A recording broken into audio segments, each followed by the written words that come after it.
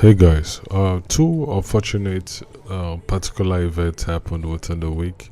One saw the death of Nigerians, and one saw the unruly behavior of some Nigerians. And we could see how the narratives on how we perceive information and how we relate to what is really important affect and dictate why Nigeria is what it is today. Now, the ones that saw the unruly behavior of Nigerians occupied the airwaves and became a debate every day by everybody trying to dissect on why some people who decide to behave unruly would be punished for their unruly behavior. We saw how this overshadowed and swept under the carpet the event that happened in Yelwata. Yelwata again was hit by Fulani herdsmen who are constantly been disturbing this community for years. And we could tell that over time, based on the events happening in Yelwata, Bokkos local government, and some other state that lies around the Middle Belt, we could tell that there's a serious situation that we need to pay attention to. That it feels like a genocidal situation, that it feels like an ethnic cleansing. So I'm going to relate these two events that happened within the week. Okay, welcome to the Testament podcast. Instead of be sleep, let it be hate, let it degrade, let it be deep. Some others should weep, some others should keep the memory of the way that I died. Maybe. Okay, before I dive into today's discussion, I would always say please try as much as possible to subscribe, follow us on all our social media platform, and just show support this community. Okay, let's dive beginning with the one that I feel that happens to be very important to us, that although we pay less attention to, it has a way to determine how things are going to play in our lives. Because first of all, a genocide has been defined by the English dictionary, describe a genocidal situation to be one that happens to be a massive destruction of a particular group, maybe a religious group, maybe an ethnic group or a race. Such mass destruction of lives and property is seen as genocidal. And when there's also a mass destruction of a particular race, a religious group, or an ethnic group, it's seen as an ethnic cleansing. And we can see this particular and systematic play being displayed by Fulani herdsmen, by communities in the Middle Belt, that it will amaze you that more than 11 villages already have been occupied by these villains, these people who don't decide to create pain and cause destruction to their own fellow brothers. And particularly, they happen to one particular place, Bokkos local government area, that it will amaze you that there are close to 11 villages when they don't chase out the indigenes out of these communities. And now these herdsmen, these Fulani jihadists, they occupy these communities. Why the indigenes, those when originally originated from there, are now left in the IDP camps, the internal display persons camps in the Middle Belt and in the North. And these things, so now we don't play low bar on now, and a very serious situation. We remember the killing that happened in July this year, that saw the death of more than 200 Christians, and also saw the displacement of more than 3,000 persons in Yelwata. Again, another killing that happened. Now, we discover also that the government made promises and pledged that this thing will never happen again, that they will do everything possible, machineries, plans, and everything what they want set up to make sure such repetition will not go happen again. But yet, in less than just 2 months, we don't see repetition in same community, in same local government. Now, you can't ask yourself, what is really the problem? And we don't see over time how some governors come out several times to say those when they sponsor insecurity, when they sponsor terrorist activities, are members of the government. It don't come out several times and don't accuse them. He say get fact to back it up. And I thought maybe if the government or the president is really interested in finding a lasting solution to the insecurity challenges in the Middle Belt and in Nigeria, it would have, okay, why this man would they say some of these persons they my government? Let me set up an investigative team to find out who are these individuals. Let me fish them out. What are their roles in the situation in Nigeria, because the security situation in Nigeria happens to be the major situation when they affect Nigeria progressiveness, when they affect Nigeria economy. We cannot really rule that out. When they really affect the food, everything about Nigeria. They destroy Nigeria's structure. They take Nigeria backward. Their lives, potentials are being destroyed daily. Nice security challenges. And the government never take to account to say, okay, let me see how I can find a lasting solution to this, and start asking questions and try to figure out answers on holding people accountable. Because this Yelwata situation, how me will look sooner. Donald Trump was angry recently when there was a report that suggested in the whole of the world, the entire world, that the country when Christians don't die pass as a result of terrorist activities, now Nigeria, in the entire world, that Nigerians and Christians don't die pass. Is that not alarming? A majority of these Christians are in this locality, Midubet. And what are we doing about this situation? Now you see why they want to relate this with the other situation that took up the airwaves and everybody they talk about them. We they see and say, but you see what really happen. How the mainstream media they weave the kind of information when they want us to hear. That is the truth. It outdoors mainstream medias.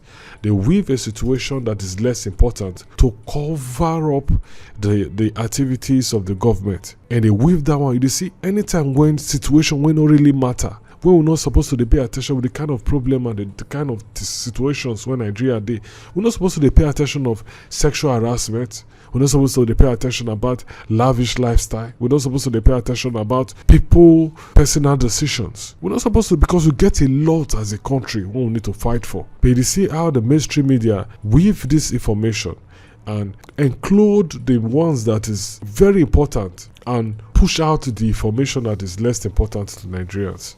That is what they do. So going back to this Yelwata situation, it is an ethnic cleansing and it is a genocide. It is the genocide because we are seeing a systematic destruction be taking place in the Middle Belt. The ethnic cleansing of Christians. About 7,000 Christians reportedly have died from January to this very time. About 7,000. You see, now you ask yourself now, why did Jews not talk about them? Why did Jews not particular about, we the say informations from our branch pastors? Because some of them, their branch pastors are being affected. Their local churches are being affected. But they don't really talk about them.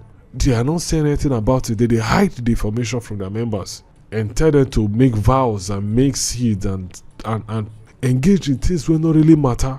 They know they throw weight on things that are very important. You see how these things is affecting Nigeria, because when our religious leader who is supposed to paint pictures the right way for us to see and draw out opinions on what we are seeing, because as you see them you go believe them well, but they will tell us a different thing. You see, everybody they work together for this Nigeria situation. Everybody they work together for the stage and the place where Nigeria find itself right now, the place where me and you put up. See brothers and sisters that die for the North, and when they pay attention to something we not really get direct interest to us. Now, see what happened for this Yelwata recently. Why I did very very concerning. Now the people say they don't want the security apparatus in their communities anymore. They say they want them out. They want the soldiers out of the communities. You could ask yourself why? Why would the people suddenly that need the soldiers, that you need these persons to stand for you, to fight when these valiants, when these jihadists, when they come in, why would you want them out of your communities? This to tell you that it collaborates with the story, with the information released by the governor, that there are individuals in the political system that are sponsors of this insecurity we are experiencing. Because order has been given. Somebody don't give order that they should not do anything. Because they know about the information. They were told about these people are coming in. So why would you not want to stop them when the essence why you are there is to solve issues like that? Is to calm situation down. Is to avoid death. Is to avoid destruction. Now why would you be there and you allow these people to attack the community? You see say order has been given. You see say information has been given. That is the reason those soldiers did not do anything. And now the people, they say they don't want it. See the video now. It's in the fact that they have to go. Let them go. There are a couple of them that are that side. If you can see, they are that side with their trucks and all of that. And the people are saying the soldiers should go. That the soldiers should go. Those of us coming from Abuja, we can't come anymore. And those who are coming from Makurdi, they cannot come anymore.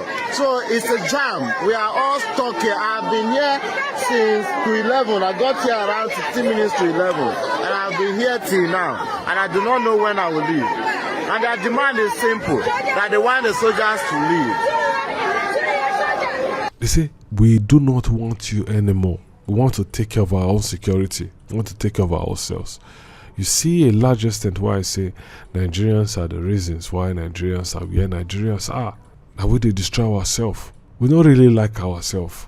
We dey see how they play now for Yelwata. That the soldiers whose loyalty lies to the people and not with an individual.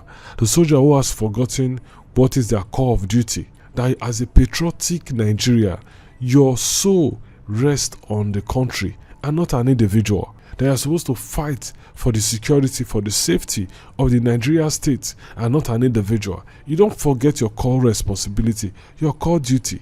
You've laid them aside. You are playing politics with people's lives.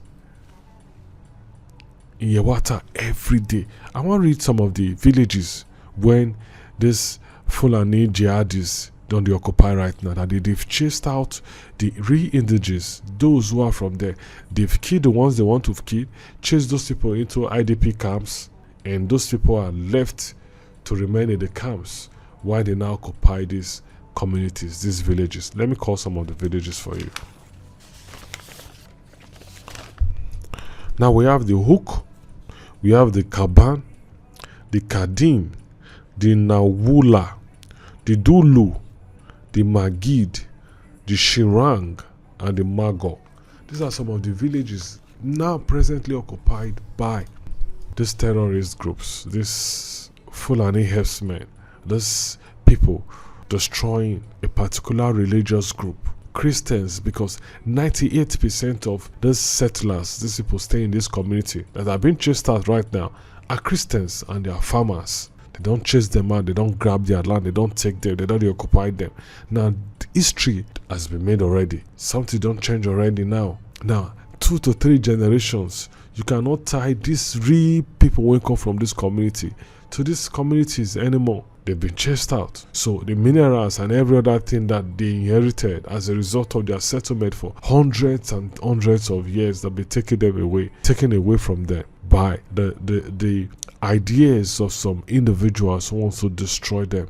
And Nigerians will begin to realize what is really important and will start doing well to pay attention to what is really important. The Yelwata situation is something that we need to talk more about and pay attention to this ethnic cleansing when they happen. Only this year, more than 3,000